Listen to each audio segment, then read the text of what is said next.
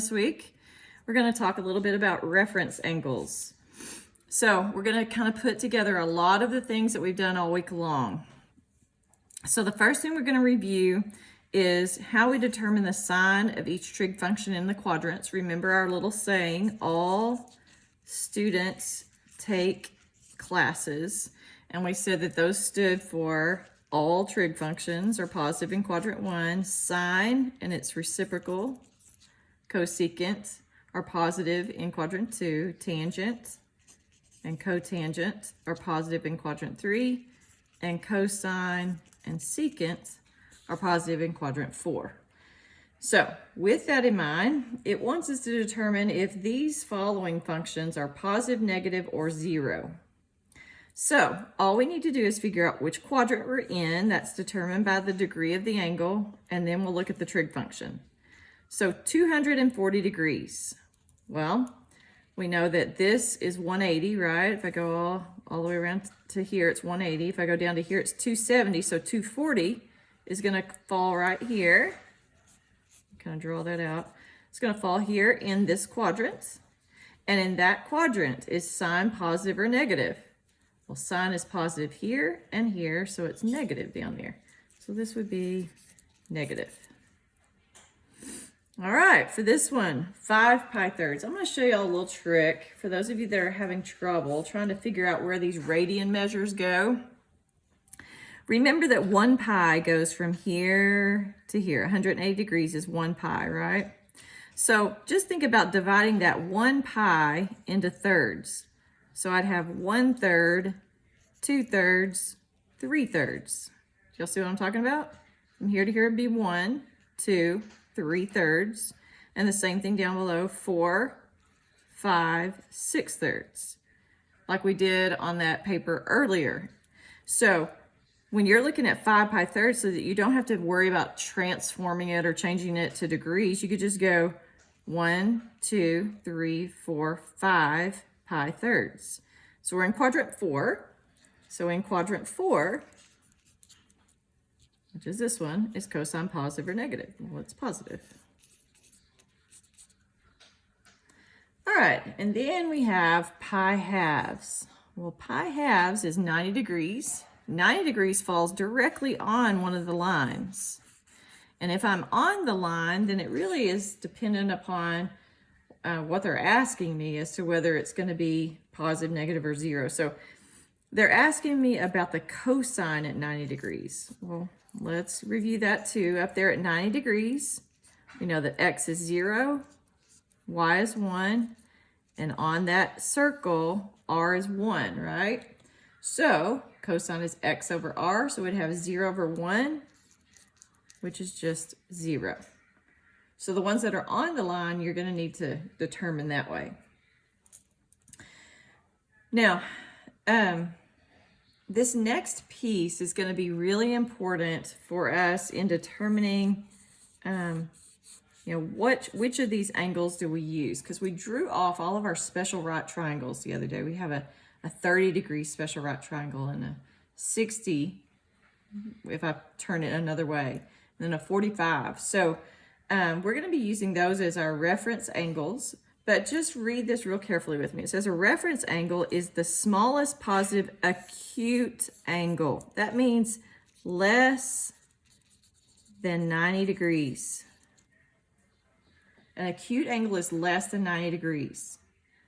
And so we want the closest positive angle that's less than 90 degrees.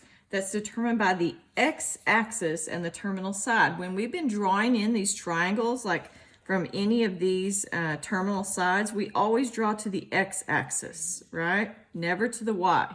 Don't ever draw to the y. So when it says positive acute angle, any angle in quadrant 1 is already going to be positive and less than 90 degrees. So in quadrant 1, your reference angle is whatever this angle measurement is. So in this case, like maybe it was 45. Whatever angle you have is the reference angle. But when you move over into quadrant 2, the angle is actually measured from positive x-axis to there, but the reference angle is drawn down here to the x-axis.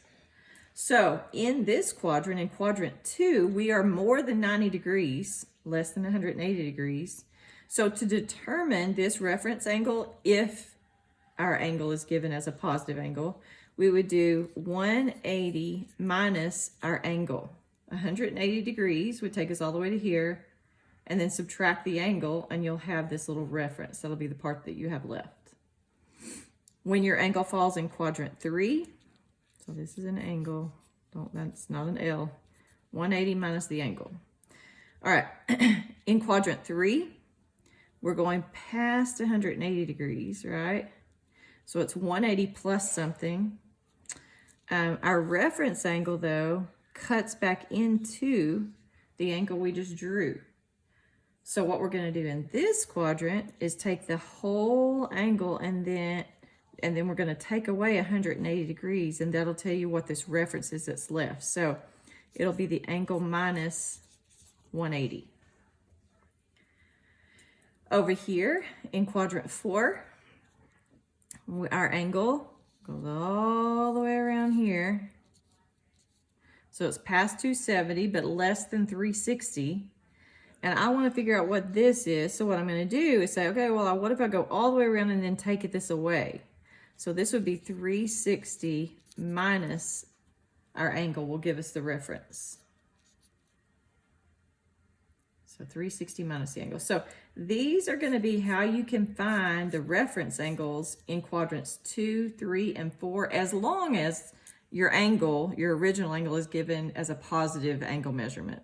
If it's negative, different story altogether. You're just going to have to kind of adjust things a little bit, because your reference angle always goes back to the x-axis. So here's some that they want us to find our reference angles for. 150 degrees falls in quadrant 2. 150 degrees would be like this, right? It's more than 90, less than 180. It's going to be in quadrant 2. So to find the reference, it would be 180 minus our angle, 150, which gives me 30 degrees. All right. For 225, 225 is more than 180, but less than 270. So that's going to fall in quadrant 3. So we're going to do this. The angle is in quadrant 3. So we have our angle minus 180, which gives us 45 degrees. This is my reference angle. This angle, 300 degrees. Well, 300 degrees is more than 270, less than 360. It falls here in quadrant 4. So in quadrant 4, we're going to do 360 minus the angle.